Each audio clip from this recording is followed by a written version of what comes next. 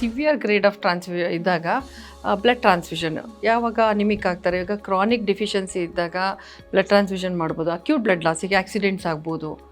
ಸಡನ್ನಾಗಿ ಇದಕ್ಕಿದಂಗೆ blood loss ಆದಾಗ only thing ಏನಂದರೆ, ಇವಾಗ 1 ಲೀಟ್ರ್ ಬ್ಲಡ್ ಹೋಯ್ತು, 1 ಲೀಟ್ರ್ ರೀಪ್ಲೇಸ್ಮೆಂಟ್ ಅಂದರೆ ಆ್ಯಸ್ ಕ್ವಿಕ್ ಆ್ಯಸ್ ಪಾಸಿಬಲ್.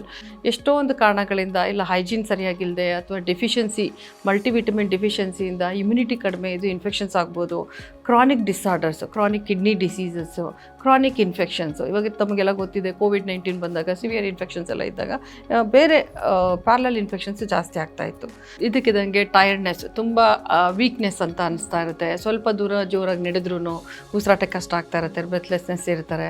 ನೋಡೋದಕ್ಕೆ ಸ್ಕಿನ್ ಎಲ್ಲ ತುಂಬ ಪೇಲ್ ಆಗಿರುತ್ತೆ, ತುಂಬ ಡೆಲಿಕೇಟ್ ನೇಲ್ಸ್ ಇರುತ್ತೆ, ಹೇರ್ ಫಾಲ್ ಇರುತ್ತೆ, ಐಸ್ ಎಲ್ಲ ಸಂಕನ್ ಇರುತ್ತೆ, ಡ್ರೈ ಸ್ಕಿನ್ ಇರುತ್ತೆ.